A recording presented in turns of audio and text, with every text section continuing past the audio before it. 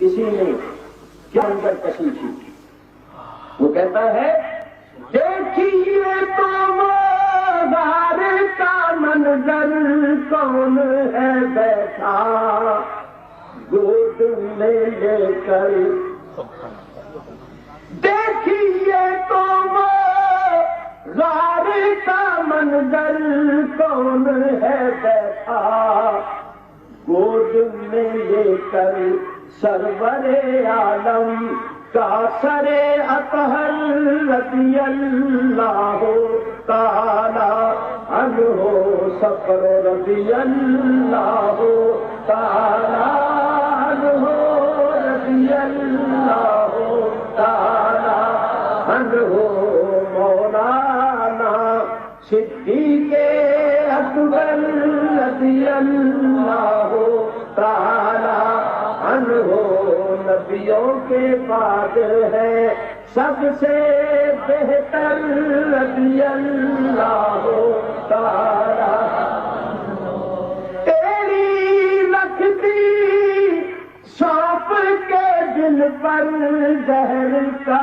صدمہ سہ لیا دل پر، لیا سب کچھ ہے یہ خاطر دل پر رضی اللہ تعالی عنہ، مولانا صدیق اکبر رضی اللہ عنہ۔ یہ سنیے، یار کے نام پہ مرنے والا سب کچھ صدقے کرنے والا، جان بھی قربان، ماں بھی قربان کیا، سارا گھر کا گھر اٹھا کر لے کر، اولاد بھی قربان، یار کے نام پہ مرنے والا سب کچھ صدقے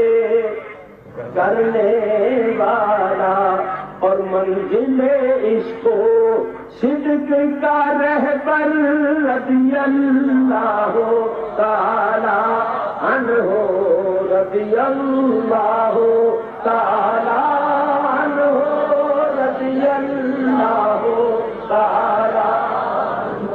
بس آخری بات کر رہا ہوں، خدمت کی، جان قربان کی، سرکار نے کچھ صلہ دیا یا نہیں دیا؟ ارے ایسا صلہ دیا کہ صدیق کی روح سے پوچھو، ان کی روح کس قدر مسرور ہو کر کہتی ہے کہ مجھے سرکار نے کیا صلہ دیا۔ سنو سنو، سرکار نے صلہ دیا، فرمایا صدیق تو نے میرے واسطے غار میں جگہ بنائی ہے، میں تیرے واسطے اپنے مزار میں جگہ بناؤں گا۔